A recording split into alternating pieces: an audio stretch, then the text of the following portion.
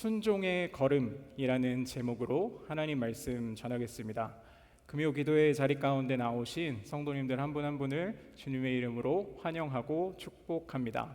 제가 처음 이 자리에 서서 말씀을 전한 게 엊그제 같은데 벌써 반년이라는 시간이 흘렀습니다. 시간이 참 빠릅니다. 그때 제가 긴장을 많이 해가지고 목이 타서 설교 중에 물을 많이 마셨습니다. 그래서 오늘은 미리 많이 마시고 올라왔습니다. 성령께서 이끌어 주심을 믿고 하나님 말씀 전하겠습니다. 오늘 우리가 함께 살펴볼 말씀은 예수님께서 공생애를 시작하시며 보이신 첫 표적, 가나의 혼인잔치 사건입니다. 어릴 때부터 우리가 많이 불렀던 찬양이 있습니다. 예수님이 말씀하시니 물이 변하여, 다 알고 계시죠? 이 물이 포도주로 변한 이 사건은 어릴 적부터 우리가 찬양으로 익숙하지만 단순한 기적 이상의 의미를 담고 있습니다. 요한복음은 이 사건을 기적이라 부르지 않고 표적이라고 말합니다. 표적은 그 자체보다 그것이 가리키는 대상과 방향, 곧 예수 그리스도의 정체성과 사명을 드러내는 표지판과 같은 역할을 합니다. 요한복음의 기록 목적은 분명합니다. 우리 함께 요한복음 20장 30절 31절을 함께 읽겠습니다. 시작. 예수께서 제자들 앞에서 이 책에 기록되지 아니한 다른 표적도 많이 행하셨으나 오직 이것을 31절까지 같이 보겠습니다. 시작. 오직 이것을 기록함은 너희로 예수께서 하나님의 아들 그리스도이심을 믿게 하려 함이요 또 너희로 믿고 그 이름을 힘입어 생명을 얻게 하려 함이니라. 아멘. 이 말씀처럼 가나의 표적은 단지 물이 변하여 포도주가 된 기적이 아니라 예수님이 누구신지 그를 믿어 생명을 얻게 하기 위한 첫 번째 사인 표지판입니다. 예수님은 포도주가 떨어진 잔치에 개입하시고 물을 가장 좋은 포도주로 바꾸심으로써 새 창조의 시대를 여십니다. 이는 단지 한 가정의 결혼식이 아니라 잃어버린 언약의 기쁨을 회복하고 하늘의 영광을 드러내는 사건이었습니다. 무엇보다 이 표적은 예수님의 능력만으로 이루어진 것이 아닙니다. 그 안에는 마리아의 믿음과 하인들의 순종이 있었고 이를 통해 제자들의 믿음으로 연결되어지는 하나님 나라의 표적이었습니다. 오늘 우리도 이 말씀 앞에 서서 질문하게 됩니다. 내 삶의 포도주는 지금 어떤 상태인가?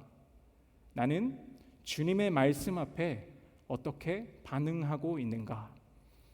이제 우리는 말씀을 따라 물이 포도주가 되기까지 순종의 걸음을 어떻게 걸어가야 하는지를 함께 살펴보며 우리 인생의 항아리에 주님의 기쁨이 다시 가득히 채워지는 은혜를 경험하기를 소망합니다.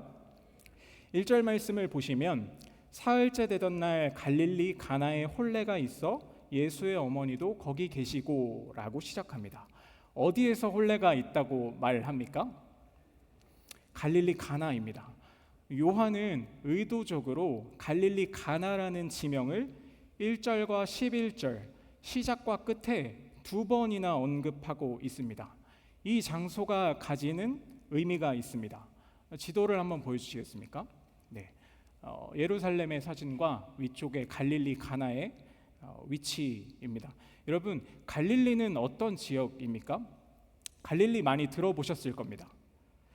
구약의 열왕기상 9장에 보면 솔로몬이 성전과 왕궁을 짓는데 큰 도움을 준 두로왕 히람에게 이 갈릴리 성읍 20곳을 주는 장면이 나옵니다. 그때 히람의 반응이 어떠했는지 아십니까? 눈에 들지 않았다라고 말합니다. 이는 가불 땅이다 라고 말합니다. 무슨 말이냐면 쓸모없는 땅이다 라는 의미입니다. 가나는 그런 쓸모없는 땅인 갈릴리 중에서도 아주 작은 마을입니다. 유대 중심의 시각에서 보면 가나는 갈릴리 중에서도 중심이 아닌 변방입니다. 그러니까 예수님은 예루살렘 같은 정치적, 종교적 중심지가 아니라 사람들이 쓸모없는 땅이라고 여기고 관심조차 갖지 않는 그곳에서 첫 번째 표적을 보이셨다는 겁니다. 여러분, 우리가 있는 이 자리도 때로는 갈릴리 가나와 같이 사람들이 주목하지 않는 작고 또 초라해 보이는 것처럼 느껴질 때가 있습니다.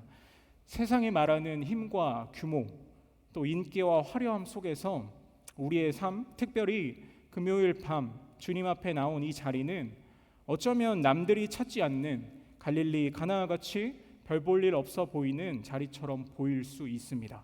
그러나 우리가 반드시 기억해야 할 것은 세상의 평가나 사람들의 주목이 아니라 우리의 작고 사소해 보이는 그 삶의 자리에 주님께서 함께 하신다는 겁니다. 우리와 함께 하시는 주님은 우리가 있는 그 삶의 자리를 통해 자신의 능력과 영광이 드러나길 원하십니다. 우리가 하나님만이 주실 수 있는 그 온전한 기쁨을 누리기 원하십니다. 그렇다면 우리가 어떻게 해야 주님의 능력과 영광이 우리 삶 가운데 드러나고 하나님만이 주실 수 있는 온전한 기쁨을 누릴 수 있는지 계속해서 말씀을 통해 살펴보겠습니다. 예수님의 어머니 마리아와 예수님 그리고 제자들이 결혼식에 초청을 받았습니다. 그런데 문제가 생겼습니다. 포도주가 떨어진 겁니다. 이때 당시 유대 결혼식에서 포도주는 굉장히 중요했습니다. 포도주는 구약 성경에서 주로 기쁨과 환희를 상징적으로 표현할 때 쓰입니다. 당시 유대 사회는 수치와 명예를 굉장히 중요시 여기는 사회였습니다. 혼인 잔치 때 포도주가 떨어졌다는 것은 가문의 명예와 지위를 잃게 할 만한 아주 충격적인 일이었습니다. 실제로 결혼식에서 포도주가 충분하게 제공되지 않는 경우에 소송을 하는 경우까지도 있었다고 합니다. 그만큼 기쁨이 가득해야 할 잔치 자리에서 포도주는 굉장히 중요했다는 겁니다. 이때 당시의 결혼식은 보통 일주일 정도 진행이 됐습니다. 이들은 분명 잘 준비했을 겁니다. 왜냐하면 당시 연회를 총괄하는 연회장도 있었고 동네가 그리 크지 않았기 때문에 넉넉 잡아 참여 인원 계산이 가능했을 것입니다. 그런데 결혼식 중간에 포도주가 뚝 떨어지는 엄청난 불상사가 일어난 겁니다. 여러분, 우리도 인생을 살아가다 보면 이렇게 예측하지 못한 당혹스러운 문제를 마주할 때가 있습니다. 내가 계획한 대로, 예상한 대로만 쉽게 흘러가진 않습니다. 그런 문제가 우리에게 당혹스럽게 느껴지는 이유는 무엇보다 예측하지 못한 상황이기 때문일 겁니다. 내 나름대로 철저하게 잘 준비했다고 생각했는데 그런 문제를 마주할 때 우리의 모습은 어떻습니까? 빨리 그 문제를 해결하기 위해 나만의 방법으로 그 상황을 통제하려고 합니다. 내가 가진 능력을 총동원해서 그 문제를 해결하려고 합니다. 그렇다면 주님이 함께 하시는 우리는 어떤 태도로 그러한 상황을 마주해야 할까요? 3절 말씀에 답이 있습니다. 우리 3절 말씀 같이 읽어보겠습니다. 시작. 포도주가 떨어진지라 예수의 어머니가 예수에게 이르되 저들에게 포도주가 없다 하니. 아멘. 무엇이냐면 먼저 포도주가 떨어진 그 당혹스러운 현실을 인정하는 것입니다. 그리고 그 현실을 그대로 예수님께 가져가 고백하고 연결하는 겁니다. 이것이 당혹스러운 문제를 마주한 우리가 가져야 할 첫 번째 태도입니다. 인간이 당혹스러운 상황을 맞닥뜨릴 때 가장 하지 못하는 것 중에 하나가 바로 인정입니다. 아담과 하와도 죄를 지은 후에 하나님 앞에 잘못을 인정하는 게 아니라 숨고 서로 탓하기 바빴습니다. 눈앞에 펼쳐진 문제를 인정하는 것이 아니라 책임을 회피하고 자기 방어의 모습을 보인다는 겁니다. 여러분, 진정한 회복은 그 문제를 인정하는 데서부터 시작됩니다. 그리고 예수님께 가지고 가는 것입니다. 이것을 먼저 하지 않으면 우리는 계속해서 사람과 환경을 의지하게 됩니다. 내 스스로 문제를 해결하려고 합니다. 그러다 보면 내 중심으로 문제를 바라보기 때문에 그 문제를 어떻게 해석하게 되냐면, 이것은 하나님의 심판이다.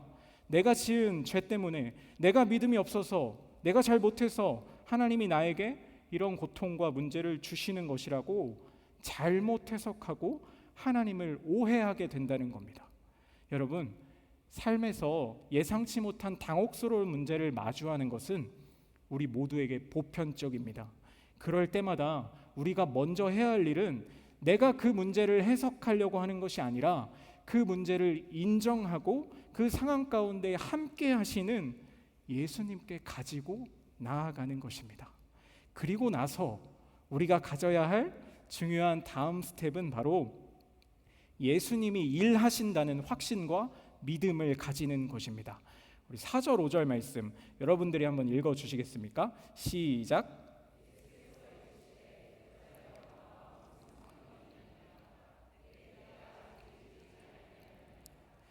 그의 어머니가 하인들에게 이르되 너희에게 무슨 말씀을 하시든지 그대로 하라 하니라.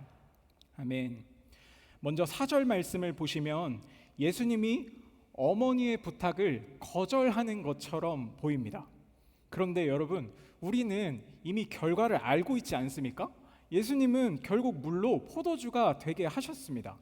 자세히 보시면 예수님은 분명 아무것도 하지 않겠다라고 이야기하지 않으셨다는 겁니다. 그렇다면 여기서 우리가 주목해야 할 표현은 이겁니다.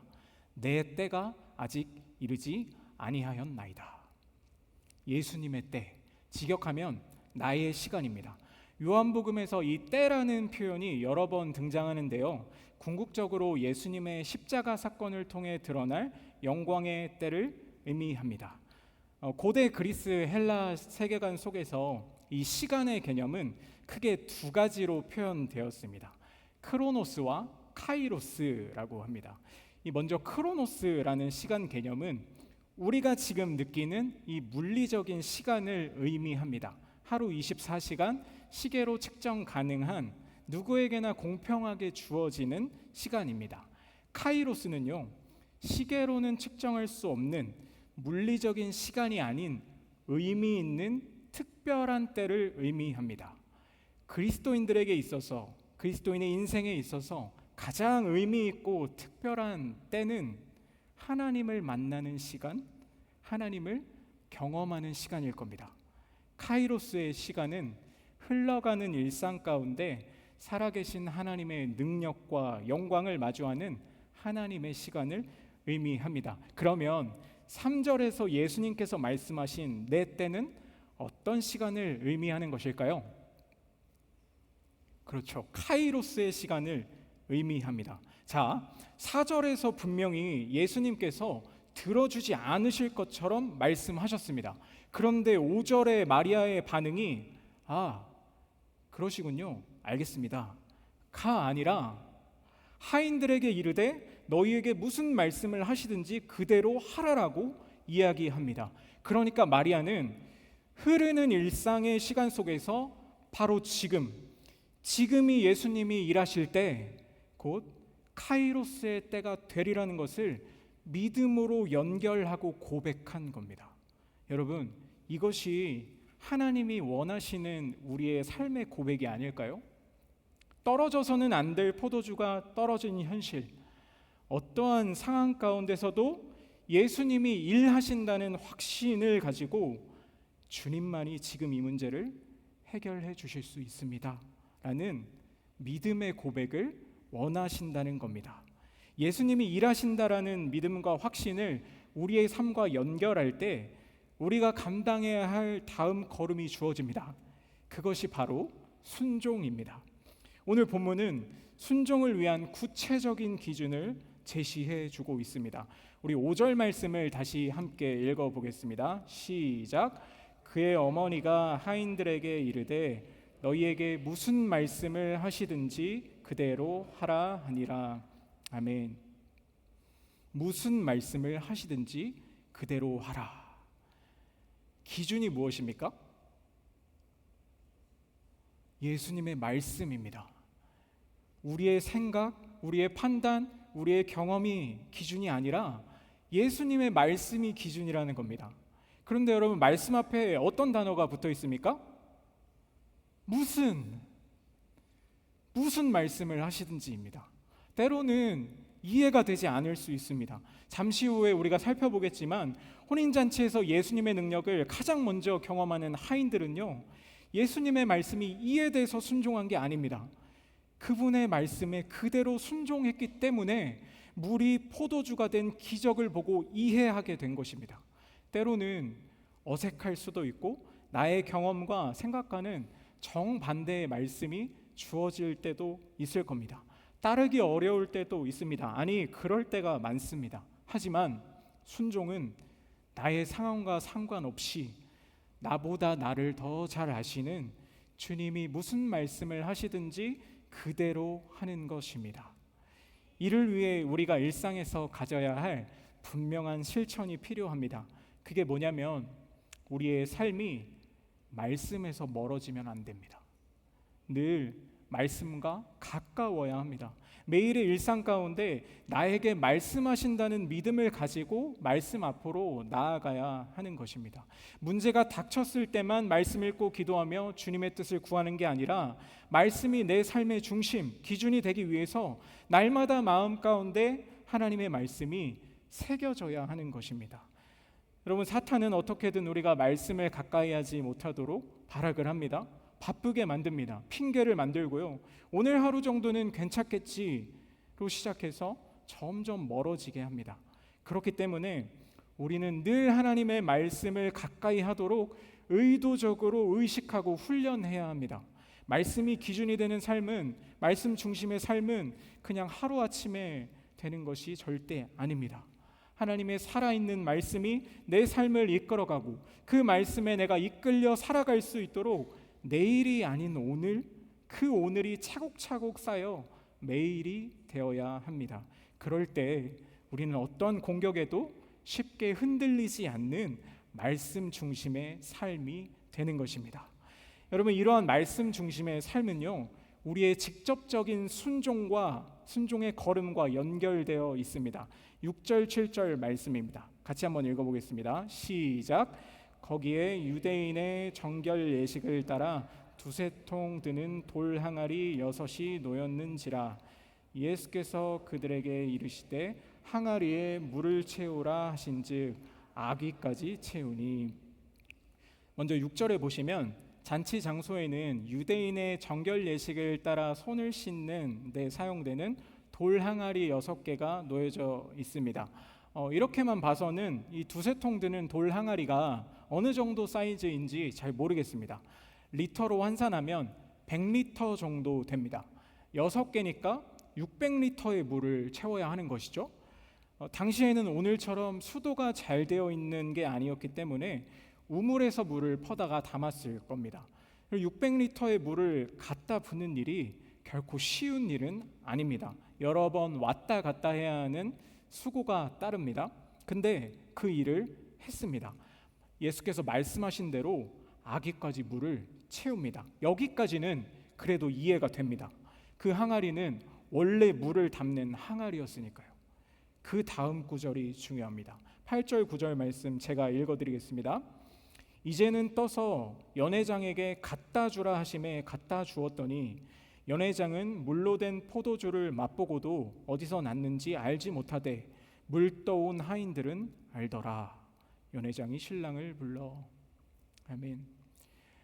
하인들은 예수님의 말씀대로 연회장에게 떠서 물을 갖다 줍니다. 그리고 연회장은 그 물로 된 포도주를 맛보는데 어디서 났는지 모릅니다. 그런데 누구는 압니까? 물 떠온 하인들은 압니다.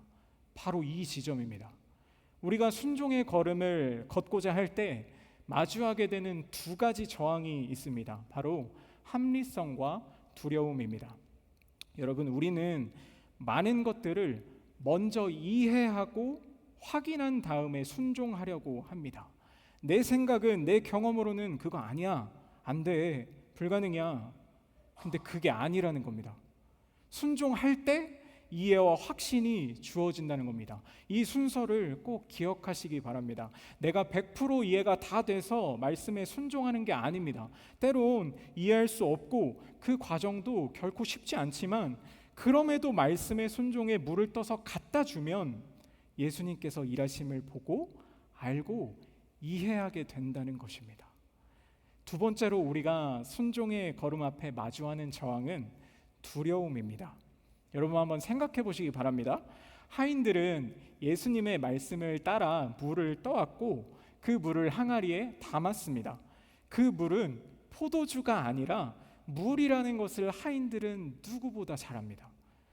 언제 이 물이 포도주로 변했는지는 알 수 없습니다. 하지만 중요한 것은 하인들은 그게 물이라는 것을 알고 떠다 줬다는 겁니다.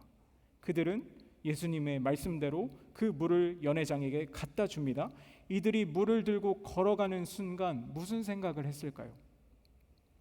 연회장이 마시는 순간 어떤 생각을 했을까요? 만약에 이게 포도주가 아니라 내가 여전히 떠온 물이라면 연회장이 그 잔에 든 물을 나한테 집어던지지 않을까? 이 집에서 하인으로서의 삶도 이제 끝이구나, 쫓겨나겠다라는 두려움이 있지 않았겠습니까?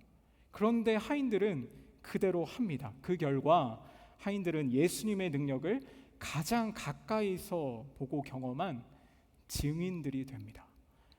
여러분, 우리는 내가 말씀대로 순종했는데 잘 안 되면 어떡하지? 오히려 상황이 더 나빠지면 어떡하지라는 이 두려움을 뛰어넘어야 합니다.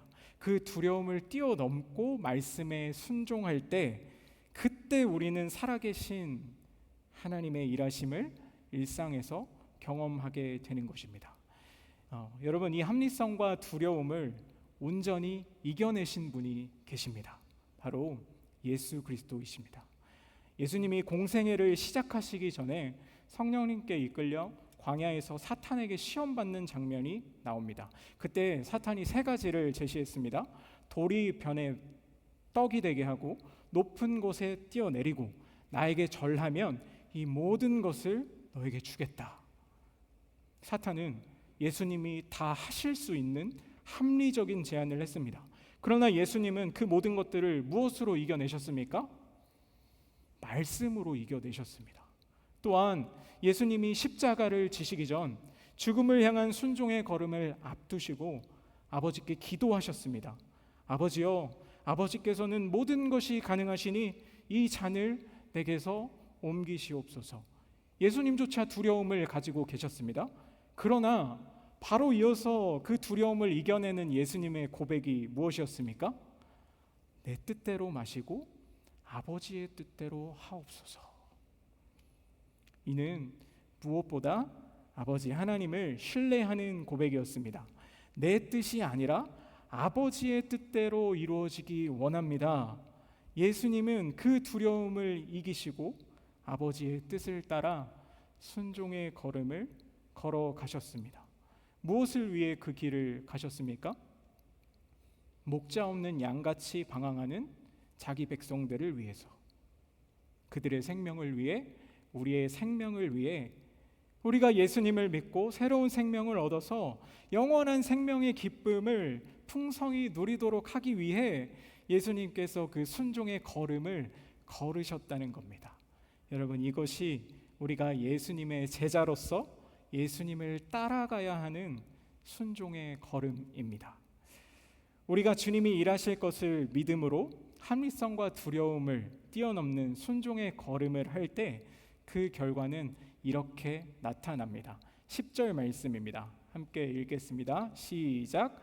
말하되 사람마다 먼저 좋은 포도주를 내고 취한 후에 낮은 것을 내거늘 그대는 지금까지 좋은 포도주를 내었도다 하니라. 아멘. 연회장은 말합니다. 먼저 좋은 포도주를 내고 취한 후에 낮은 것을 내는 게 당연한데, 아니 이 집은 어찌 지금까지 좋은 포도주를 내고 있습니까? 여러분, 예수님이 하신 일은 단순히 부족한 포도주를 채워주신 것이 아니었습니다. 단순히 수량의 회복이 아니라 질적으로 완전히 다른 차원의 기쁨을 주신 겁니다. 예수님이 주신 포도주는 최고의 포도주, 사람이 준비할 수 없는 차원의 하나님만이 주실 수 있는 참된 기쁨과 은혜를 상징합니다. 예수님은 포도주가 다 떨어진 잔치를 참된 만족과 풍성함이 있는 하나님 나라의 잔치로 회복시키신 겁니다. 이 놀라운 기쁨의 변화는 예수님의 능력으로 이루어진 일이지만 동시에 누구의 순종을 통해 이루어졌습니까? 하인들의 온전한 순종을 통해 이루어졌습니다. 하나님은 지금도 순종하는 자들을 통해 일하시고 하나님의 영광을 드러내십니다. 우리가 주신 말씀을 붙잡고 움직일 때 하나님은 함께 하셔서 우리가 채울 수 없었던 그 자리에 가장 좋은 것으로 채우시고 응답하신다는 겁니다. 이제 결론입니다. 오늘 가나 혼인잔치는 이렇게 마무리됩니다. 우리 11절 말씀 같이 읽겠습니다. 시작. 예수께서 이 첫 표적을 갈릴리 가나에서 행하여 그의 영광을 나타내심에 제자들이 그를 믿으니라. 아멘. 예수님은 포도주가 떨어진 잔치에서 예수님의 영광이 선포될 때 누군가의 이 믿음으로 연결되었다는 것입니다. 예수님은 포도주가 떨어진 잔치에서 예수님의 일하심을 믿는 마리아와 말씀에 순종하는 하인들을 통해 첫 번째 표적을 나타내셨습니다. 그리고 그 표적을 통해 자신의 영광을 드러내셨고 제자들은 예수님을 믿게 되었습니다. 이는 우리의 믿음과 순종을 통해 예수님의 영광이 선포될 때 누군가의 믿음으로 연결된다는 겁니다. 여러분, 이것이 우리에게 맡겨진 사명입니다.